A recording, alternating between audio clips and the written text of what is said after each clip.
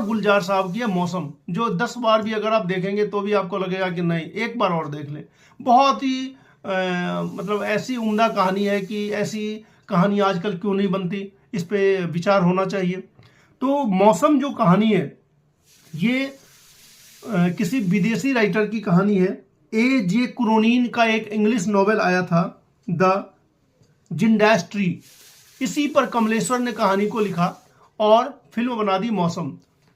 छोटी सी ये कहानी है जिसमें जो हीरो है उसको जब लड़की से प्यार होता है और वो वापस वादा करके चला जाता है कि मैं तुमसे शादी करूंगा, वापस नहीं आ पाता, और वापस जब कभी आता है लगभग 20 साल के बाद, तो उसे पता चलता है कि उसकी एक बेटी भी थी।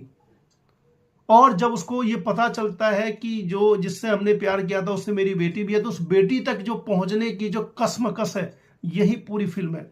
और इस फिल्म में गुलजार साहब का जो डायरेक्शन होता है बहुत ही अच्छा होता है। आप एक सेकंड के लिए भी आपको बोर फील नहीं होता है, आपको लगता है कि अब आगे क्या होगा। तो इस फिल्म को भी आप जरूर देख सकते हैं।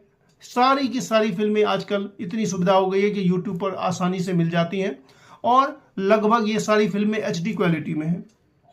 इसके बाद एक फिल्म का नाम बतलाऊंगा, जो फिल्म आपने देखी होगी, अमिताभ बच्चन साहब की है फिल्म, और वो फ्लॉप हो गई थी बुरी तरीके से। अपने जमाने में तो फ्लॉप हो गई थी। फिल्म का नाम है सौदागर।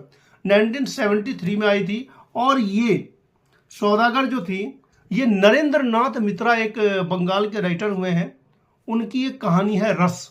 उसी पर यह बेस्ड है कि कैसे एक जो हीरो है वो खजूर के का जो गुड़ बनाता है खजूर के रसों से, और जो उसके साथ उसका काम करती है मौजूबी यानी कि नूतन, वो उसको खजूर बना करके देती है, और उसको प्यार हो जाता है पद्मा खन्ना से, एक लड़की से।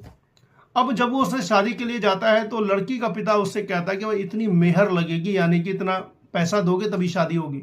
अब उसके पास उतना पैसा नहीं है, तो वो क्या सोचता है, वो सोचता है कि अगर जिस लड़की से माजूबी जो गुड़ बना के मुझे दे रही है, अगर मैं उससे शादी कर लूं तो उसको मेहनताना मुझे नहीं देना पड़ेगा।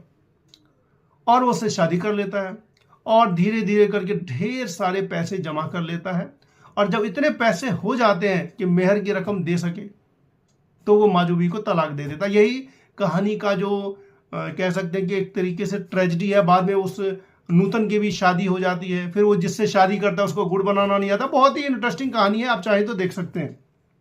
इसके बाद गुरुदत्त साहब की जो सबसे ब्लॉकबस्टर फिल्म है साहब बीवी और गुलाम, इस फिल्म को भी, ये जो फिल्म है ये भी बिमल मित्रा ने लिखी हुई थी। शाह